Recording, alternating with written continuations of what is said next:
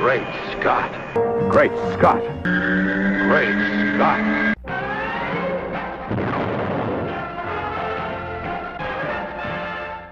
Hello, everyone, and welcome to another fabulous episode of Great Scott. I'm Scotty V. Thanks for watching.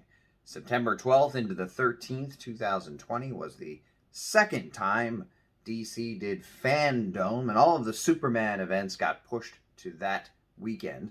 I've just finished watching Superman, the Man of Tomorrow, which was already released at the end of August in digital format, and September 8th it was released in DVD and Blu-ray. The interesting thing about this is all during the show, they made it available during this Fandom, and as you were watching it, at the bottom of the screen would come up, own it digitally right after the premiere, because initially it was meant to be that weekend, the weekend it came out. So everything that they set up with this was meant to entice you to want to buy it. I like the fact that it was on here because I did not buy it because I was hoping it would be on one of the streaming services at some point, and I try to budget my money, and I'm also not someone who is buying movies to own anymore. I do sometimes buy the ones that are Superman related as a collectible piece if there's something with it, or if it's just something I want to have as part of my Superman collection. But I don't generally buy movies anymore. I see them in the theater if I want to, or I wait for them to come out on one of the streaming services and I watch them then. So with this HBO Max that's going to have the shows that were on the DC Universe app all coming together, I was sort of waiting for that to all get spun back out into whatever it's going to be, and I figured at some point all of the DC animated movies would be on there and I could just watch them anytime I wanted. Of course it's going to be a while, so the other option is to buy it digitally or on DVD, both of which were available before the weekend of September 12th, 13th, which is when this was made available, and they called it the whole, be among the first to watch it. It's the world premiere of Superman, the Man of Tomorrow, but it's really not, because anybody who wanted to rush out and get it has already gotten it.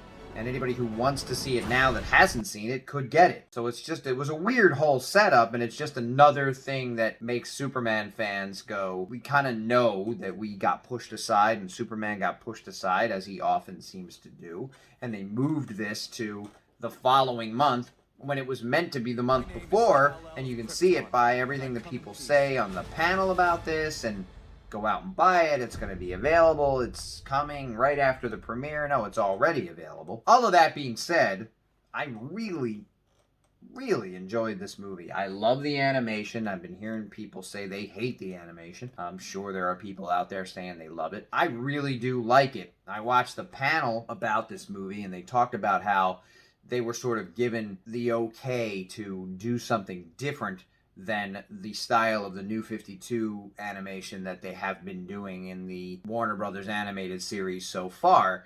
And so they decided to use these thick and thin lines and sort of make it look as if it were hand-drawn like a comic book. I don't know if it necessarily looks like that, but I do really like how it looks. It's very smooth. The colors are very vibrant and look very, very nice.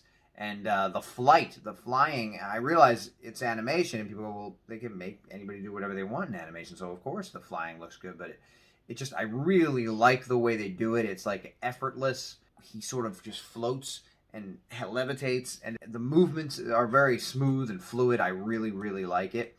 I like the story points. I like what they've done with some of the characters. Some people may be disappointed that they changed some of the characters around in order to fit the narrative that they're trying to put forth for us, that they changed some of the characters' origins or some of the ways the characters interacted. Of course, this is another version of Superman first coming of age in Metropolis for the first time and showing himself to the world for the first time, so some of the complaints I was hearing were, haven't we already seen this, or why are they changing this up again, or this isn't the way it happened. And I think anytime you see that, just like if you're talking about Man of Steel, or if you're talking about the Richard Donner Superman movie, those are their own versions of him becoming Superman, or him arriving in Metropolis, or him being sent away from Krypton. This doesn't have the sent away from Krypton stuff so much, but there is some mention of it. There is some of that in there. They said on the panel it's not really an origin story. It's more like he's already here. He already is who he is, but it's sort of him finding his way in Metropolis.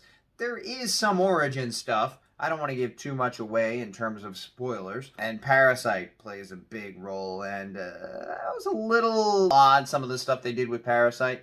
But I liked the character-driven stuff, the emotional stuff with all of the characters. There are a lot of great smaller scenes. There are a lot of scenes where pretty interesting dialogue. There's some emotional stuff. Perry White looks really, really weird.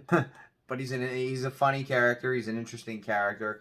Lois is great. The voice acting is great. It's very, very good. And I'm very happy that it was made available with this fandom thing. So, in as much as I started this by saying how weird it is and the fact that Superman sort of got relegated to second, we as Superman fans this weekend did get a few things, and being able to see this, not having bought it yet and not having a streaming service that it's available on yet, was very nice. I got to watch it. It was only available from 1 p.m. September 12th to 1 p.m. September 13th. But that being said, you can still buy it. It is available digitally. It is available DVD or Blu-ray, and it will eventually be on some streaming service somewhere. But it's really cool. The trunks are there for you guys out there who really like the uniform with the trunks. It's the red and blue and the yellow, and it looks really good. He's even got the spit curl. The only thing missing is the still yellow flowing S on the back of the cape, and as we've all been told, they say that it's very difficult to animate, and the amount of work you have to put into that every single time, just they've decided isn't worth all of the trouble that it causes. So